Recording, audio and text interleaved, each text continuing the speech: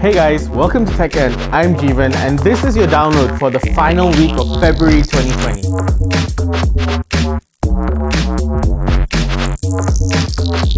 So the week started off with AMD getting the blame for an overheating graphics card. Specifically, the ASUS Strix version of the RX 5700 version of the graphics card.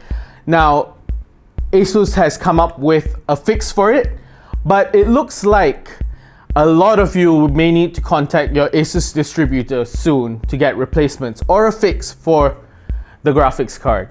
Now, we continue on the week with a flurry of releases.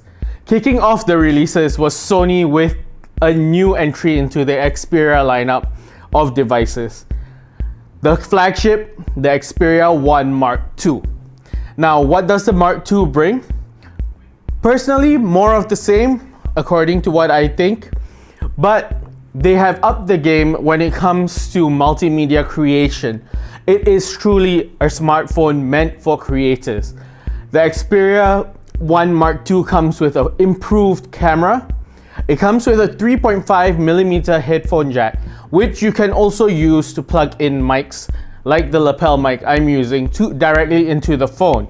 It also comes with Sony's cinema-wide 4K HDR display.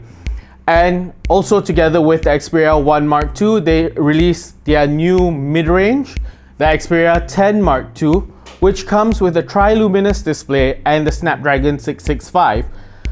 In the bottom end, we have the L4, which comes with a Helio P22 similar to the L3 last year. Moving on, we have Huawei, who released a flurry of devices and didn't target just one segment. Spearheading the laptop lineup was the MateBook X Pro, which comes with a 2K display, which is touch enabled, and you also have fingerprint unlock for Windows Hello. It runs on either the i5 or the i7 Intel processors and comes with a whole bunch of memory configurations. You also have the two MateBook Ds, the D15 and the D14, which differ mainly in the number of ports and the size of its display.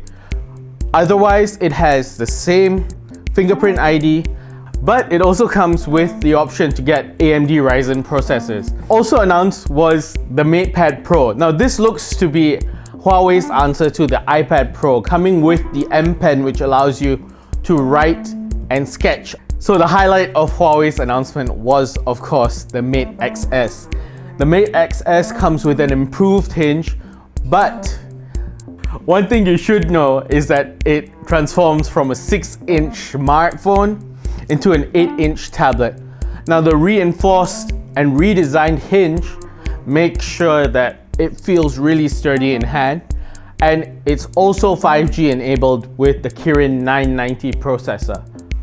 So moving on from Huawei, we have Honor, who released 3 devices, 1 laptop, 2 phones.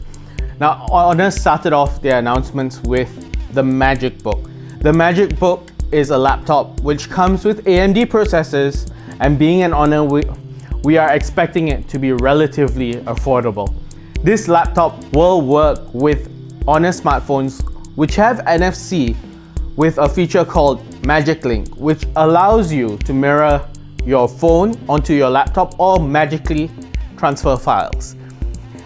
In addition to the laptop, they announced the Honor View 30, which comes with a Kirin 990 processor and is also 5G enabled.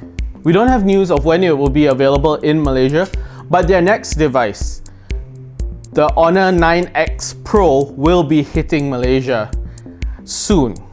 We have word that soon means in the next 4 weeks in March. So the Honor 9X Pro comes with a Kirin 810 processor. It has 256 gigs of memory, and it also has a 6.5-inch full view display.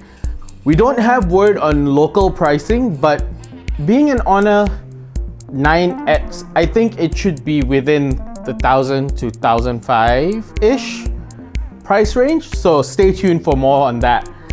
Moving on from Honor, we actually have, I think we can refer to it as an oops, because Qualcomm accidentally unveiled that Lenovo has a smartphone There is a new ROG phone, and the Zenfone 7 are things that are coming our way with the Snapdragon 865 processors. Speaking of smartphones, remember a brand called HTC? Yeah, I know, right? They have been missing for the past 2 years. Well, they just released the HTC Wildfire R70, which comes with a Helio P23 processor and a triple camera array. It has a 16 megapixel sensor, 2 megapixel depth sensor, and a 2 megapixel ultra wide with a 8 megapixel front facing camera.